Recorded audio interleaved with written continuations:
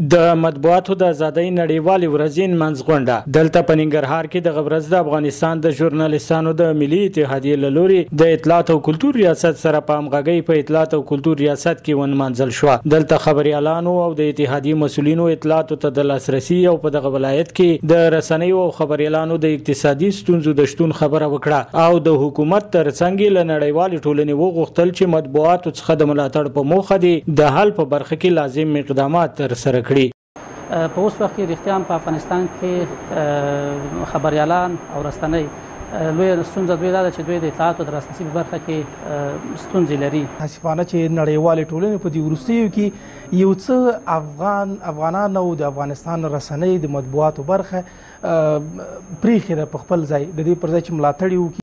د ننګرهار د اطلاعات او کلتور ریاست مسؤلینو بیا خبریالانو ته اطلاعاتو ته د لاسرسي په برخه کې د ولایتي ادارې په استازولۍ د لا زیاتو همکاریو د ترسرابي ډاډ ورکړ.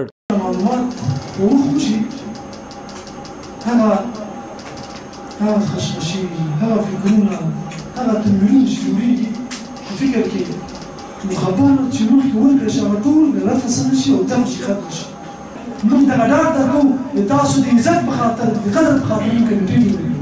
د ویناو ترڅنګ په دغه غونډه کې د افغانستان د ژورنالستانو د ملي اتحادیې له لوري د دغه ولایت یو شمېر چارواکي ویاندویان او خبریالان بیا په ستاینې لیکونو او ایواردونو په ورکولو سره ونازول شول. سباون ساحل، وحدت نیوز، ننګرهار.